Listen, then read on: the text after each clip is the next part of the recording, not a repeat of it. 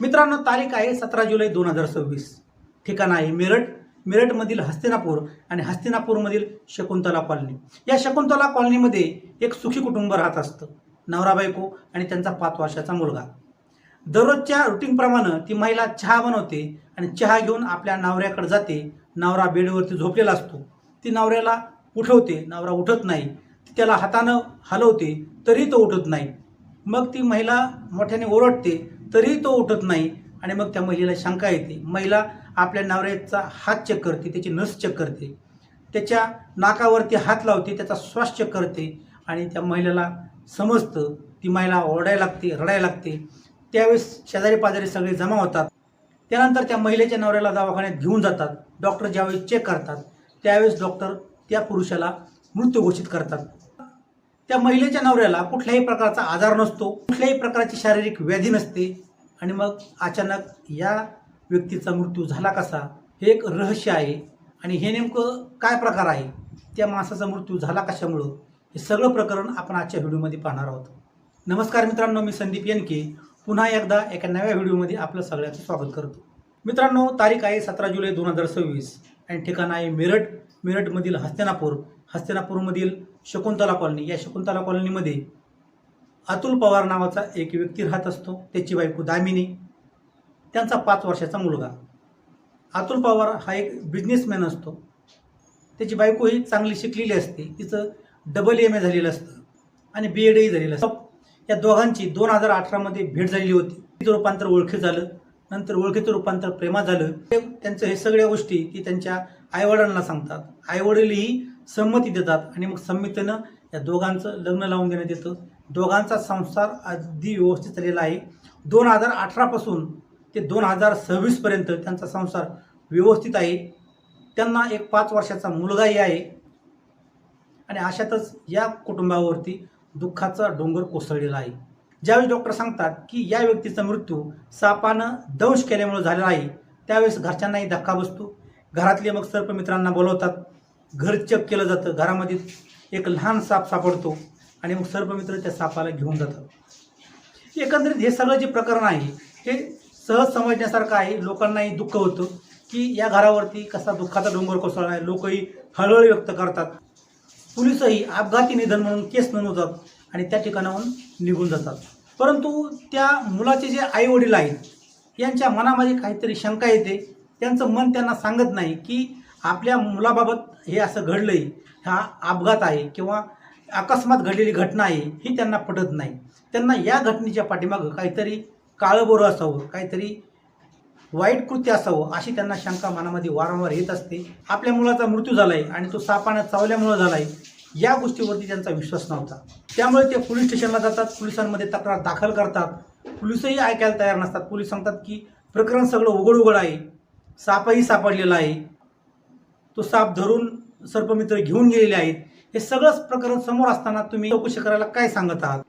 परंतु आईवडिलांचं प्रेम हे शेवटी प्रेम असतं. आईवडील ऐकत नाहीत आणि मग आईवडील त्या पोलिसांसमोर रडायला लागतात आणि त्यांना सांगतात की तुम्ही काहीही करा, पण या प्रकरणाची चौकशी करा.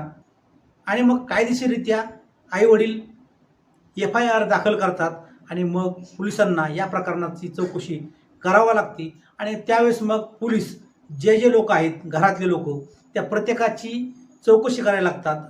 आणि चौकशी चालू असताना त्यांच्यासमोर एक धक्कादायक सत्य बाहेर पडतं आणि हे सत्य जर आपण ऐकलं तर आपल्यालाही धक्का बसतो.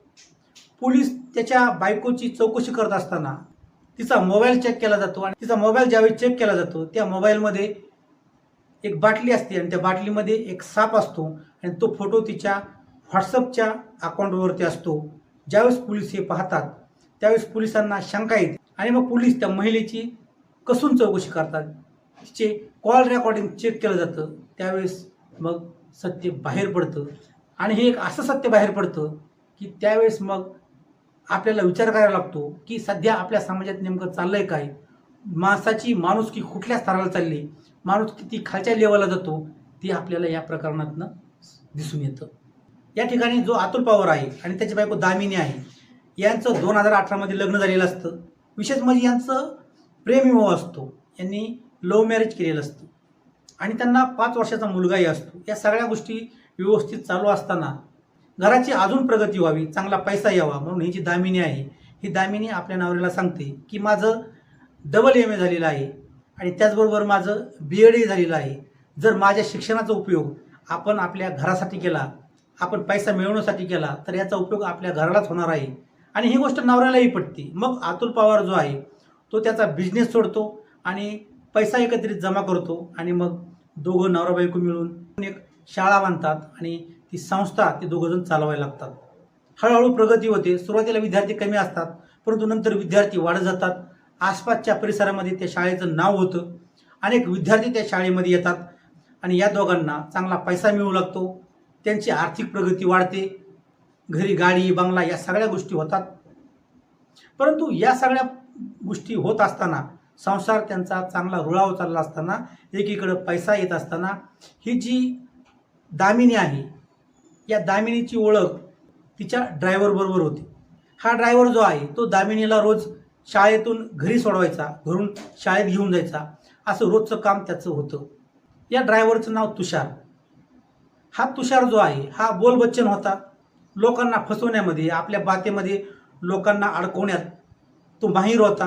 दामिनीसोबतही त्याने असंच केलं.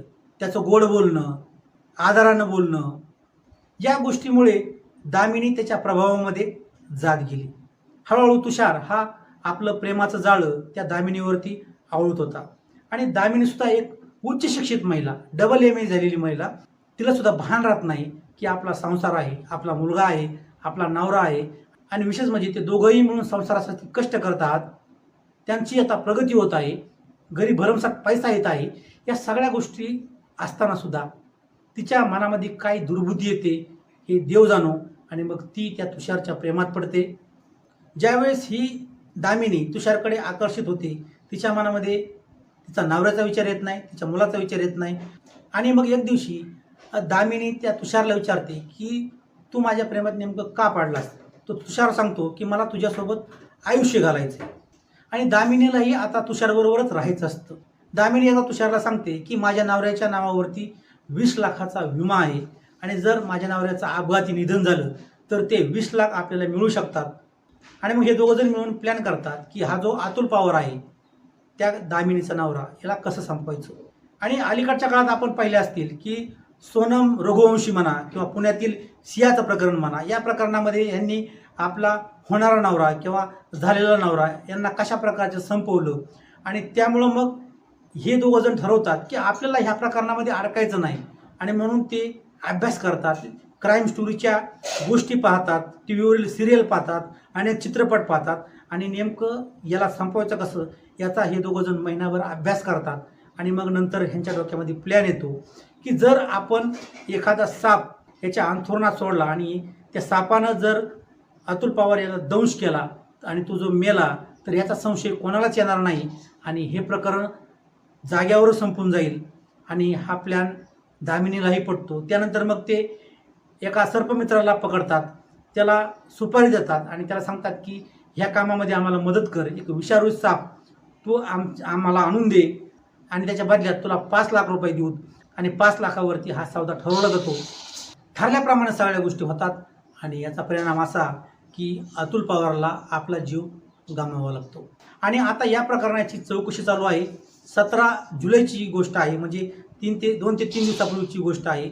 आणि या प्रकरणाचा तपास झालेला आहे. पोलिसांनी दामिनी आणि तुषार या दोघांनाही अटक केलेली आहे. आणि या ठिकाणी मित्रांनो आपली आजची सत्य घटना, सत्य कहाणी संपते. मित्रांनो, आजची कहाणी सांगून तुम्हाला कुठल्याही प्रकारचं दुःख देण्याचं किंवा नाराज करण्याचा हेतू नाही. ही कहाणी तुम्हाला सांगून सतर्क राहण्यासाठी आणि समाजामध्ये कशा प्रकारच्या गोष्टी घडतात याची जाणीव होण्यासाठी आजची कहाणी ही तुमच्यापर्यंत आणलेली आहे.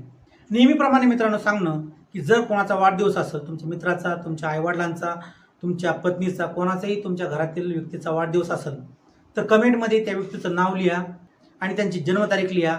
पुढच्या व्हिडिओमध्ये आपण त्यांना शुभेच्छा देऊया, त्यांच्या आनंदामध्ये आपण सहभागी होऊया. मित्रांनो, या ठिकाणी आपण थांबूया. धन्यवाद.